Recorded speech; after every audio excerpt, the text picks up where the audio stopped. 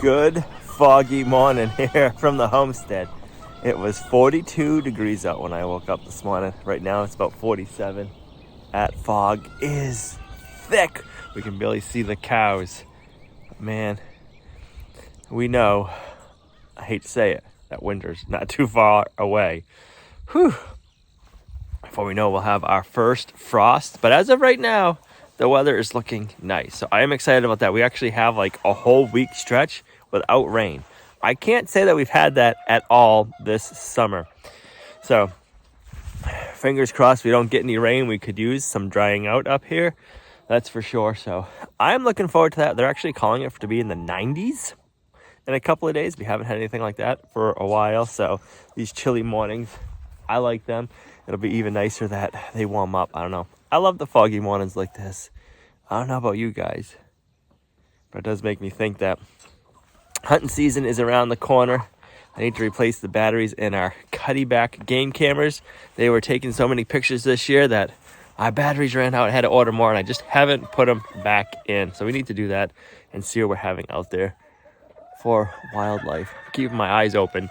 Yesterday we started seeing 4, if not 5, baby, I want to say red-tailed hawks flying around. So I'm trying to catch them on video for you guys. They're really cool, but they're small and fast, so they're hard to catch on video. Good morning, ladies. Good morning, pigs. Being a cold, chilly morning like this, I don't think we'll see the pigs.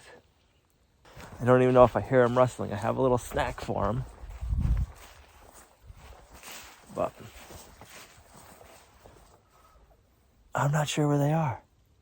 Good morning, pigs. They're like, yeah, it's too cold. We're huddled up somewhere, and we're not moving. That's what pigs do. Yeah, I'm just going to leave this snack up here. And when they wake up, they'll come find it.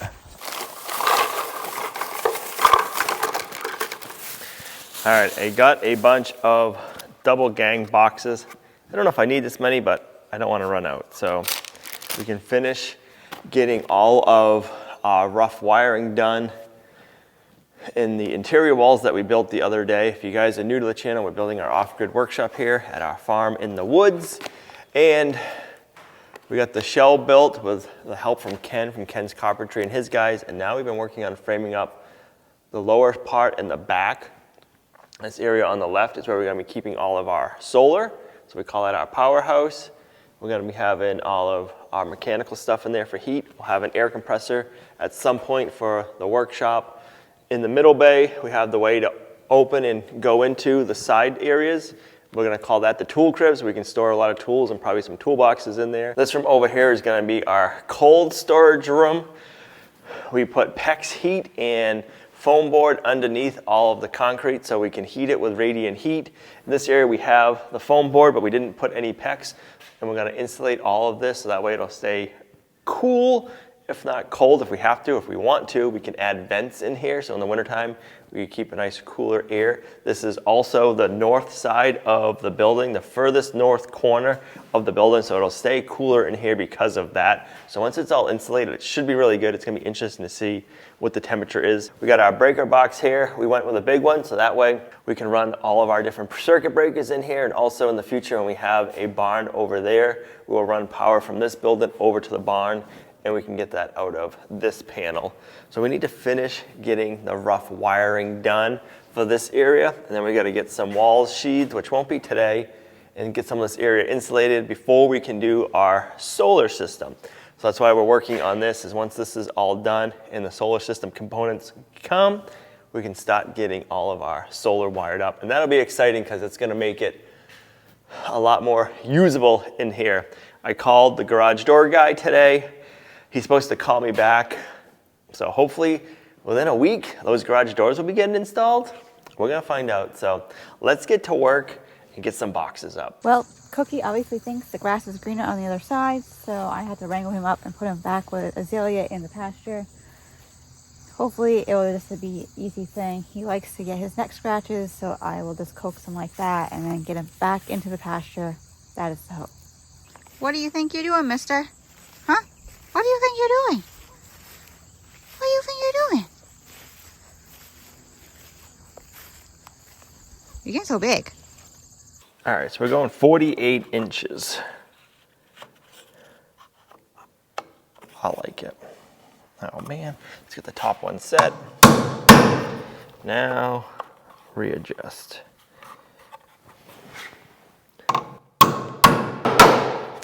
They do not like nailing into that yellow pine, that's for sure. Now we need to figure out where we want our other outlets. We're gonna want one there and there, and then we're gonna need one on that side and that side.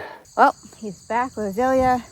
Had to do some creative thinking. How they're not gonna let her out, but let him back in. Figured it out. They were both in there. They're so cute.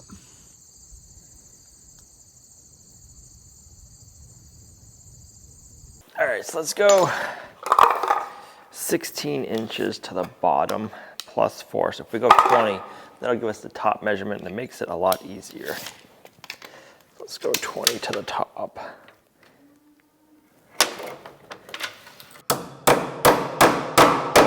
When doing outlets, I like to err on the side of more is better.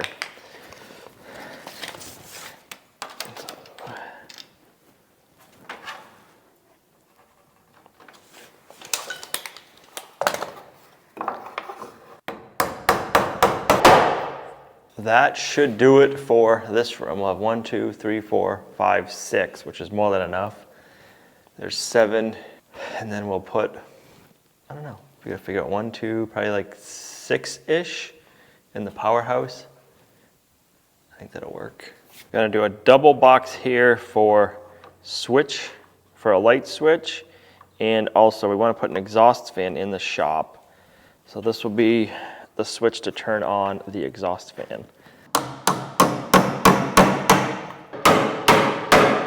I have an exhaust fan on order. I can't wire up 100% for that yet because I want to wait till it comes in and see. I'm thinking it's got a plug and we'll just plug it in and make the outlet box upstairs turn on and off with the switch. It's probably not hardwired in, so we won't wire that up until we know for sure. In jail.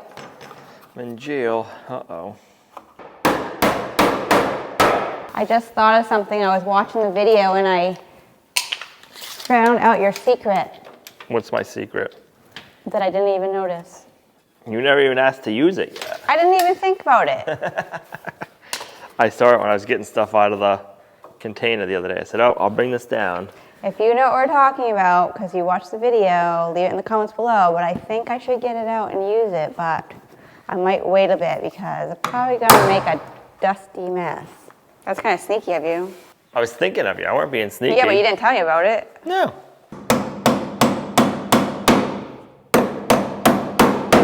Moving on. Moving on. This room's almost done. And then what, you had to drill a bunch of holes? Then we gotta drill a bunch of holes, run a bunch of wires, and then we can get do the same thing for the lights. And I think I'm gonna install the lights, just leave them hanging and hook it up, make it so I can plug it in and hook it up to the power bank. So if we want lights in here, That's a good idea. we can have temporary lights. I got a plug to do that. That, and once it starts cooling off, we have garage doors. We can leave them shut, and we'll need some light at that point. Right.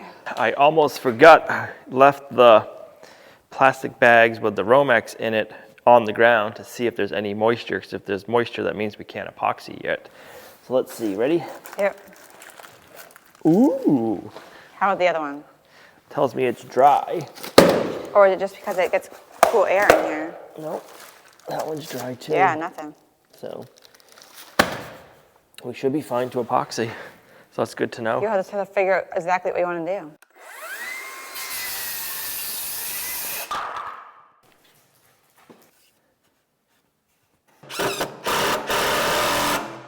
I want to put a double outlet box, but I don't want it right on the edge of the wall, and I don't want it in because I'm not sure exactly how far over all of the solar system's going to come. So if I do it on the side of the wall, I don't got to worry about it being in our way.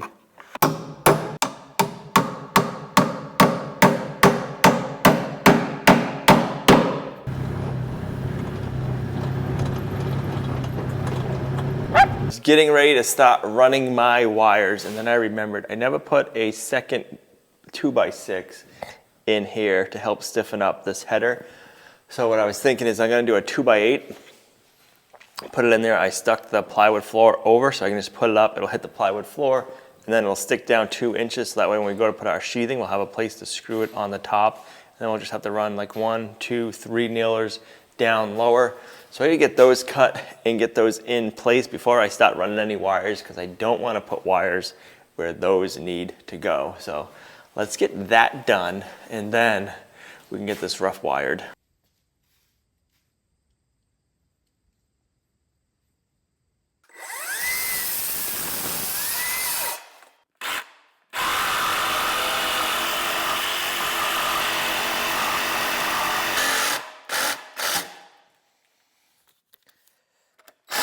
This will be the fun one to get in. We're gonna go over the interior wall.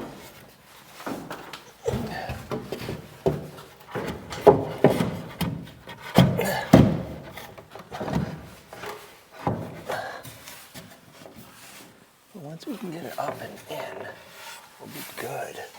So I need to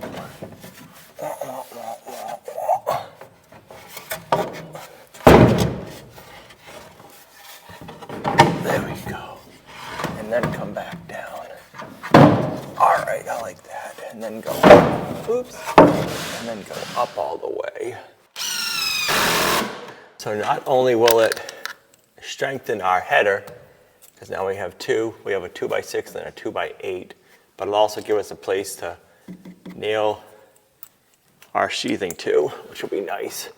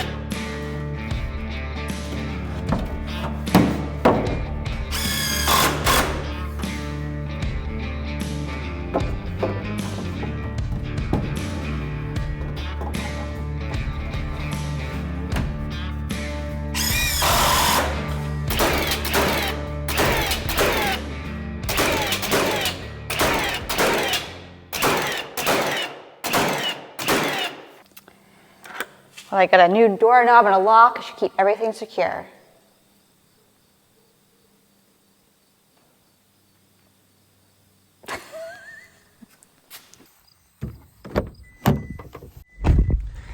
Been trying to make sure we have all the materials we need on hand for every next step. So we're just figuring out what we need to do next. And then the hardware stores are going to be closed. So we need to go change gears for a minute. It's going to be more than a minute.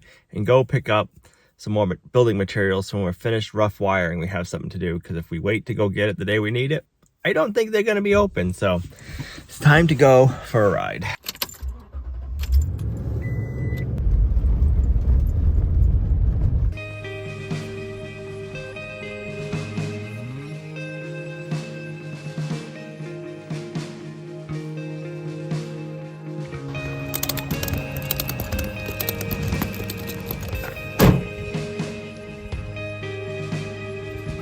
That's not going anywhere. Let's see how this ride goes.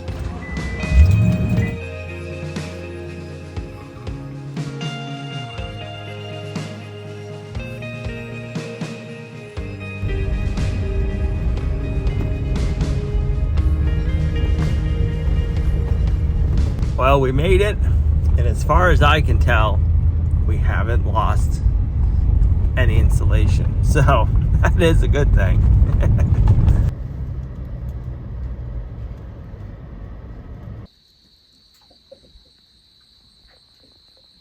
Well, would you look at that? We didn't lose any insulation. That is a good thing. I can get this unstrapped, unloaded, then we'll go get the TYM tractor.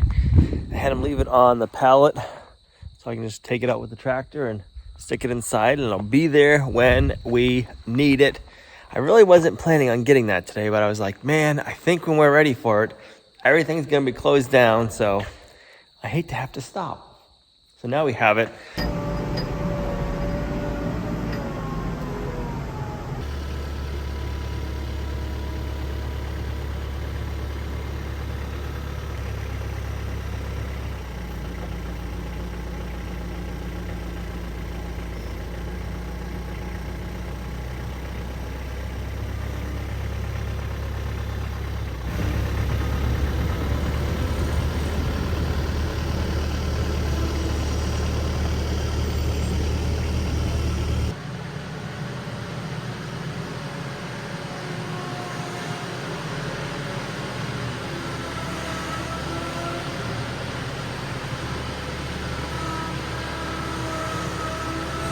Having a tractor with pallet forks has been a game changer. It's so nice to be able to leave it all palleted up like that and just unload it and put it in here. On camera, it's not showing it, but it gets dark in here once the sun gets up over and starts going out back. It looks pretty bright on camera, but it's not. So it'll be nice once we finally have some lights, even if it's just in this back area. All right, let's get some of this opened up so we can run wires through easily. Acres.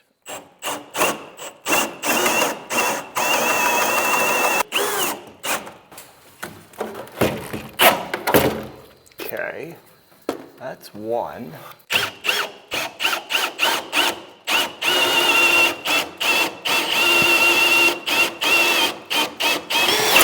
Whoa. That almost smacked me in the face.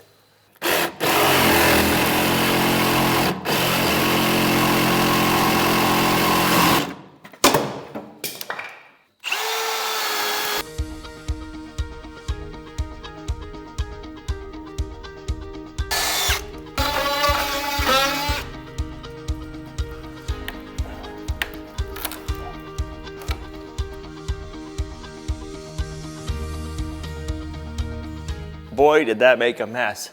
I wanted to get that hole up there, so that's where we're gonna run all of our wires. That way I'm not having to drill a bunch of holes.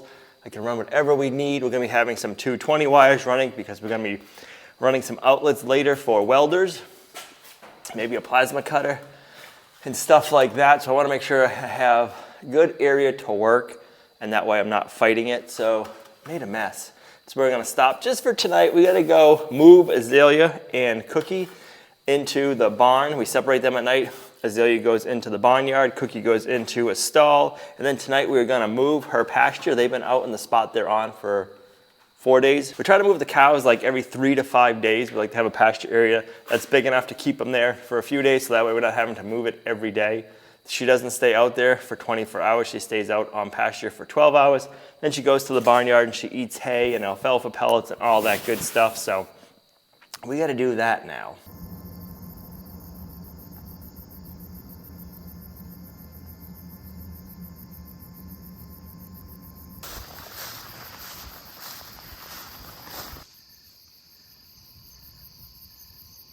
We got their pasture all set up for the morning, just in time because it's getting pretty dark. We'll see you guys in the morning.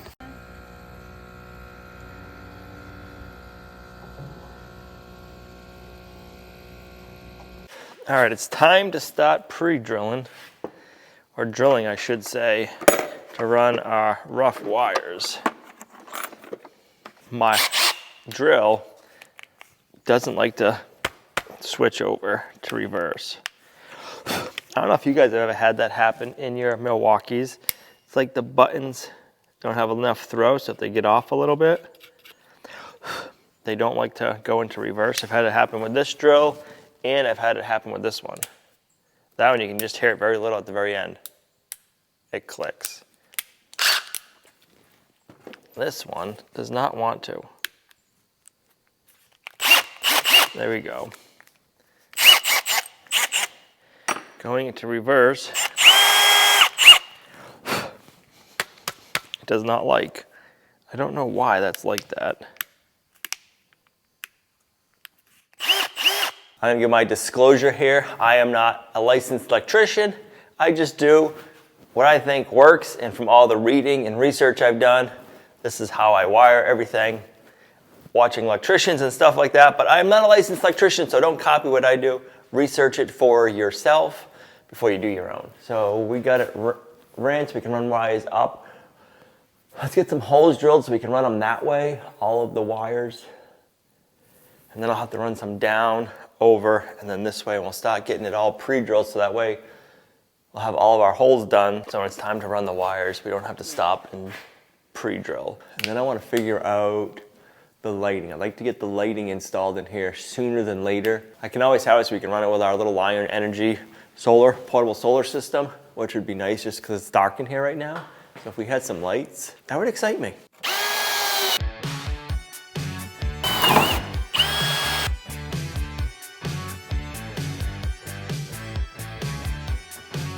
Curious to see how wet these feel.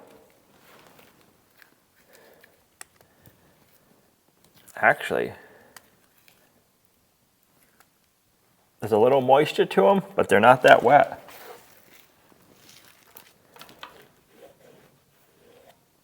Still moisture in there, but not terrible.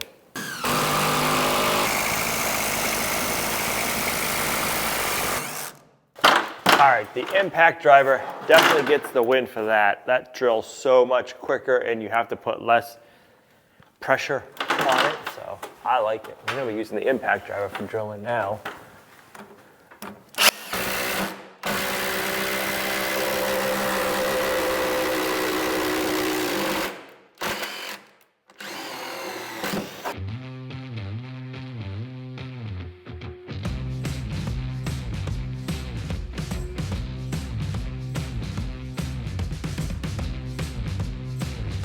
All right, then when we figure out where we want our outlets on this side of the wall, we just have to drill some down ones while we're right here. Let's drill one for the light switch going up, and then let's kind of mark center, and then we can pre-drill all this for center. I like it a lot.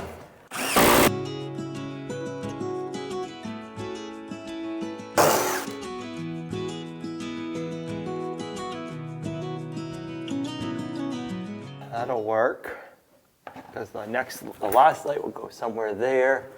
We'll have like 3.5 feet in between. We're making extra large man glitter today. All right, so let's drill a bunch up here to run our wires for our outlets. And then we'll need to come here, up, over that way. Get those all pre-drilled, and then we can come down, feed those outlets, and then we can go into that room, power up that room, and then I'll have to drill out over here.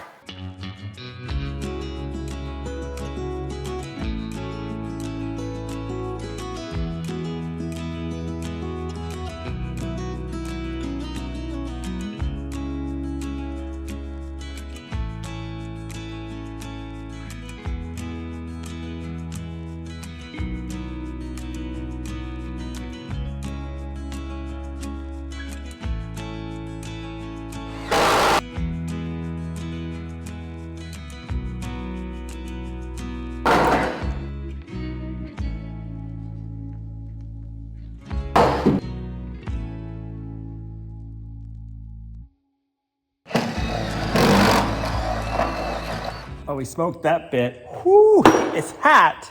And we've gone through 3 batteries so far. A little bit of man glitter on me.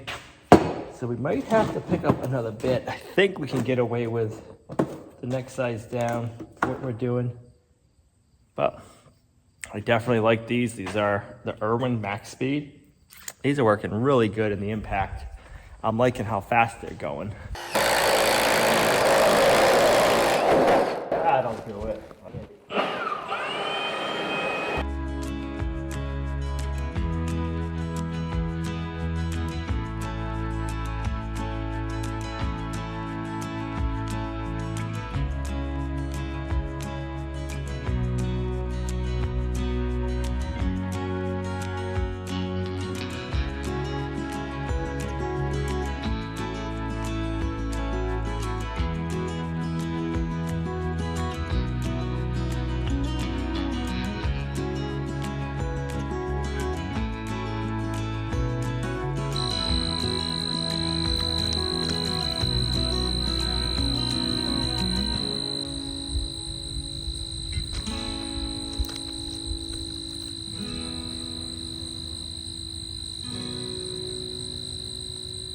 I've been seeing some comments, people concerned about moisture coming up through the concrete and getting the pressure treated sill plates on the interior walls because we didn't put down the foam. I'm not worried about that. They're pressure treated boards, but also we're not gonna have moisture wicking up through our concrete. We put 2 inches of foam down that have a moisture barrier built into them. So that means the water's not gonna be coming up from the ground. So we don't gotta worry about ground moisture coming through the concrete. We use Crete heat for the 2-inch foam. It's not just regular foam, it's foam, and then it's got plastic over it, and it's like a shiplap, so they overlap each other. And by doing that, they seal off all the plastic, so you don't got to put a moisture barrier down. And also the way they're made so to hold the pecs in place. We use that on the harvest house and it has worked amazing. We used it down here, so I'm not worried at all about any moisture coming through the concrete. It will be nice and good. And plus all the stone we have down before the concrete, we have really good drainage, so there's no issues with water coming up through the concrete. So I am happy that we cleaned everything up. We got most of the dust picked up and out of here. I'm a little congested now from blowing around all that dust, but it is looking good.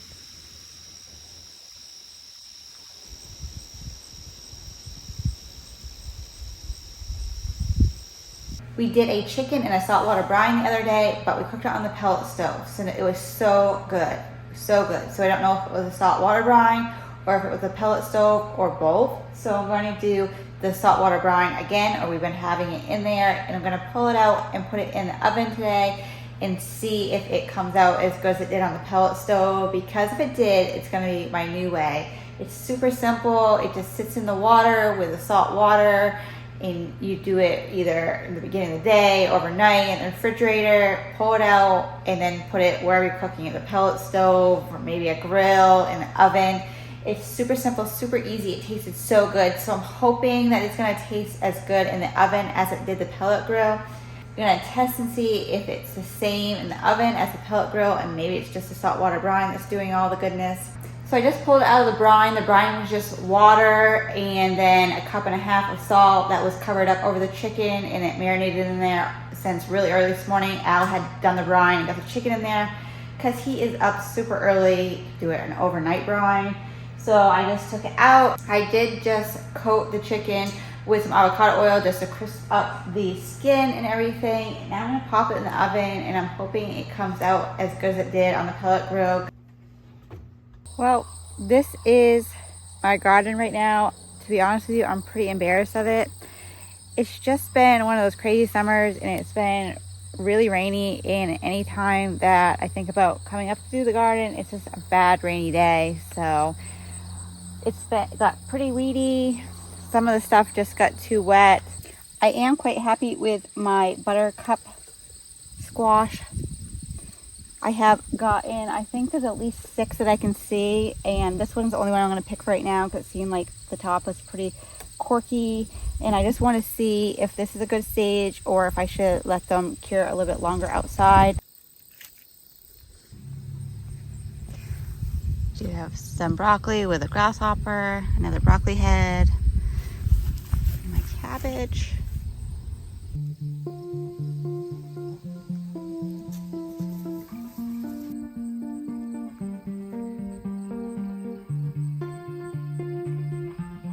Do you ever work?